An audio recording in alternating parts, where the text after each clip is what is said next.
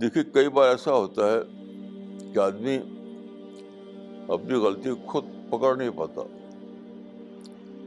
اپنی کمی کو یا کمزوری کو خود سمجھ نہیں پاتا.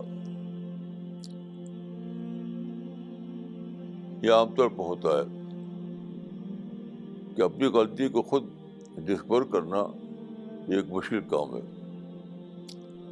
لیکن دوسرا آدمی اس کے لیے مشکل کام نہیں ہے.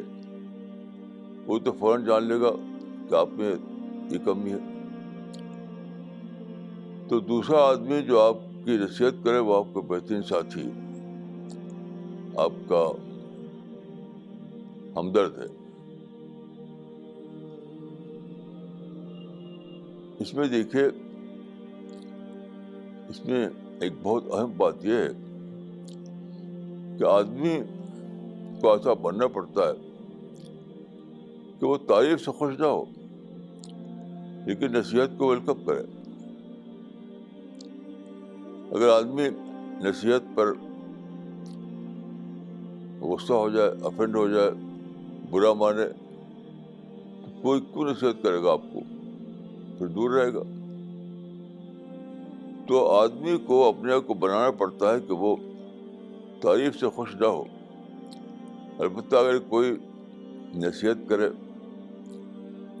تو اس کو بہت ویلکم کرے، فوراً اس کو پکڑے، فوراً اس کو لے کر سوچے. تو یہ ضروری ہے. نصیحت جو کرے وہ بلا شبہ آپ کے لیے بہت اچھا ہے، لیکن وہ نصیحت جب کر پائے گا جب کہ آپ بھی اس کے لیے اچھے ہوں. عام طور پر لوگ ایسا کرتے ہیں کہ وہ تعریف سے خوش ہوتے ہیں اور نصیحت کوئی کرے تو اس کو برا مانتے ہیں، اس کو افینڈ ہو جاتے ہیں.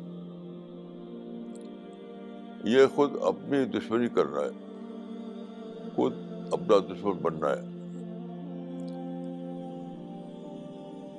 تو جو آدمی اپنی اصلاح کا طالب ہو، جو اپنا ڈیولپمنٹ چاہتا ہو، جو اپنے آپ کو جمود اسٹیگنیشن سے بچانا چاہتا ہو،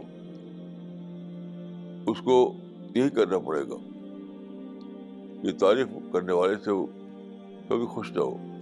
لیکن جو آدمی نشاندہی کرے کسی غلطی کی، اس کو ویلکم کرے. اور جب بھی ایسا کوئی آدمی ملے آپ کو، وہ بتائے، تو بہت ہی ٹھنڈے طریقے سے سوچیے، بہت ہی زیادہ سنجیدگی کے ساتھ اس کو سمجھنے کی کوشش کیجیے. اس کو کبھی بھی ریئیکٹ نہ کیجیے، کبھی بھی اس کو رد نہ کیجیے.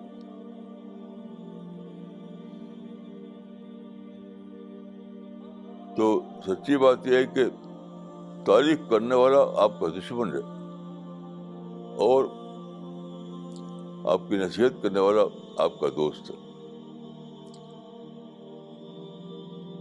جو آدمی اس رات کو پکڑ لے